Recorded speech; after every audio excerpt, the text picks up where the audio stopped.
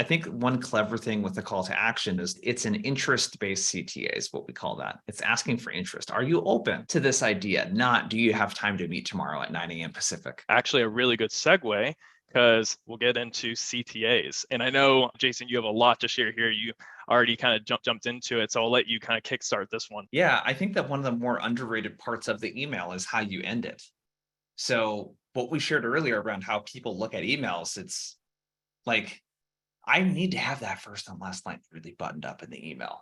And I need to, at the end of the email, do something different than what they're expecting, asking for a meeting, right? And Yeah. Gong's got a bunch of interesting data, and we'll share some specific examples here in a second. Basically, what they did is they looked at different types of CTAs at the end of cold emails. So a specific CTA is when I say, do you have time tomorrow at 9 a.m. to chat? It's giving very, very specific asks for time to meet. Open-ended CTA is, Jack, what's your biggest challenge right now in setting more meetings with your team? It's a huge open-ended question that takes a lot of thought to respond to. And that's what I would call high friction, right? What we want to do with email, especially, is low friction. We want to do stuff that's like yes or no answer, right? Or 1, 2, 3, which I don't know if we're going to talk about. That's a type of email that you can ask for a response to as well. So these interest-based CTAs where we ask, are you interested in checking this out? Or are you interested in hearing XYZ? Like asking yes or no if they are interested in exploring, that's what they found to have the highest conversion rate into a meeting. Yeah, I'm going to be honest. When I first was in the SDR world, I was asking everyone for a meeting. It was just how it was. I was really hungry, but this was a really big one that changed for me because obviously you're going to get some success like from that approach, probably here and there, but you're going to get a lot of friction. Like just like Jason said, once you start asking for interest, does this sound interesting enough?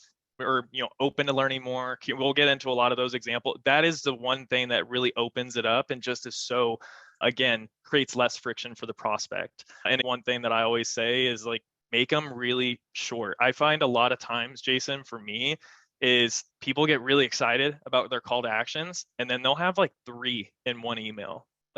Would love to get your thoughts on this. Open to a call tomorrow. Does this sound like they literally will flood it? Keep to 1. I think because I've actually, when I was in the SDR role, I kind of had a hard time kind of understanding that. But now in this seat, you want to make it simple for them of what you want them to do. So if it's reading an article that you found really valuable for them, would love to get your feedback on this. Or, open to sharing which one of these pains you're struggling with today. Anything like that, keep it short, keep it to 1, I find is very, very useful in these cases. Yeah, you mentioned something that's so important is like the rule with call to actions is you only get to ask the person to do one thing. When you ask people to do more than one thing, the likelihood of them doing anything at all is extremely low compared to one thing. Like make it Totally. super easy. And that word friction always comes to mind too. Make it That's good. really easy for you to figure out what to do. Yeah, that's really good advice. For CTAs, one thing that I like is with Mixmax, shameless plug here, but I know a lot of SDRs do this, is we have a poll feature. So I see this all the time in emails where you give them options. Mixmax has an enhancement where you can actually embed a poll in the email. This literally takes all the headache out. So instead of them writing back to you, all they have to do is click in this case. So it makes it super easy. And again, the friction that we're talking about, I mean, talk about the like super low friction here. Yeah, I love it. Giving people options, like just that concept, and then saying, is it 1, 2, or 3? Like reply with a 1, 2, or 3, or using something like Mixmax here, where it's like click on the thing. It allows the person to take action in like a few seconds. Yeah. And it doesn't sound like a big difference, but the effort of clicking something versus having to write out a response, it's huge. It's the Oh, difference between getting a reply or not in many, many cases. yeah. It's massive. I tell my team this all the time is it's not I guarantee it for everyone on this call, all the people, 400 plus people, you're probably writing really good emails. They're not responding. Most of them probably like what you're saying, but they probably just don't want to respond. It's just the act. And like Jason said, the effort of responding, it's a lot.